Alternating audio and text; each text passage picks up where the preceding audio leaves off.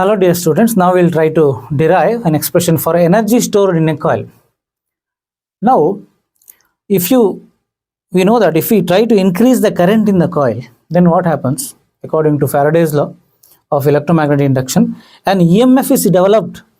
An EMF is developed in the coil, which will in turn oppose the change in magnetic flux. So what happens is, see, if you consider a coil of self-inductance L, okay, when we increase the current, there will be an EMF induced in the coil. So there is a coil. In that coil, if we increase the current, some EMF is induced in the coil. Okay, this induced EMF opposes the increase in current, because according to Lenz's law, the polarity of induced EMF is such that it should oppose the cause. What is the cause? Increase in current is the cause. That is why induced EMF will try to produce a current in the opposite direction. That is why we call it as back EMF. So increasing the current in a coil is not easy because of back EMF. So in order to establish a current in the circuit, we need to do some work. Okay, so how to derive that? First, that small work done in increasing the current is given by dW is equal to EI into dt. So how does this step comes? See, in the case of derivation of energy stored in a capacitor, we have used work done equal to charge into potential. Correct na? dW is equal to dq into V, we have used like that.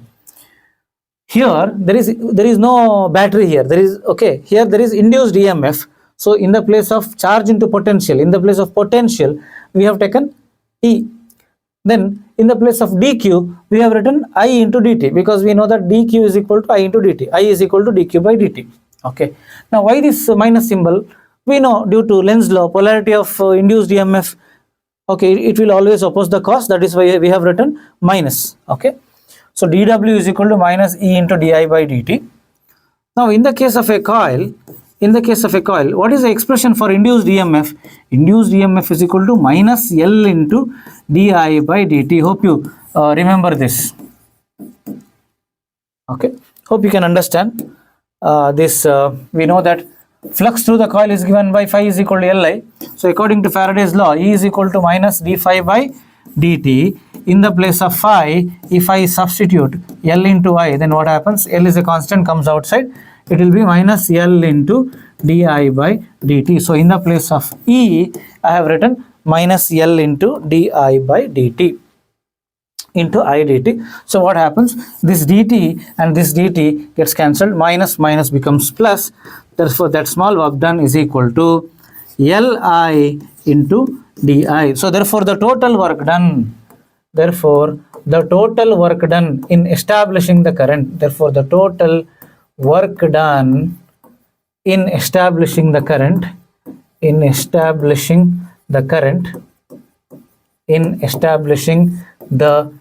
is given by, so what we have to do, we should integrate. W is equal to integration of dW between the limits 0 to I, because we need to increase the current from 0 to I. We should establish a current I.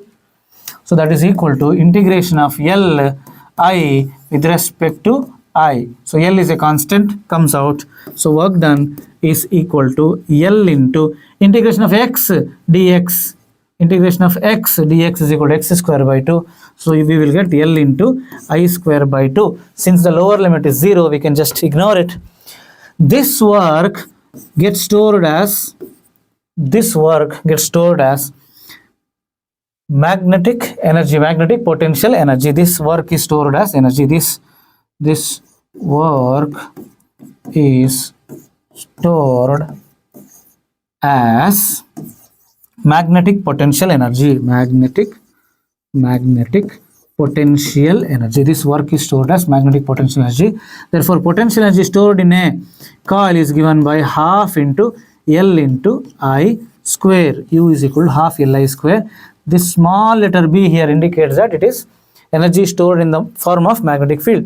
In the case of capacitor, energy is stored in the form of electric field. If you remember, see, if you consider a capacitor, so here there will be positive charges, here there will be negative charges. Okay, in between there is some electric field. Energy is stored in the form of electric field, but in the case of a coil, energy is stored in the form of magnetic field. Hope you understood this derivation. Thank you very much.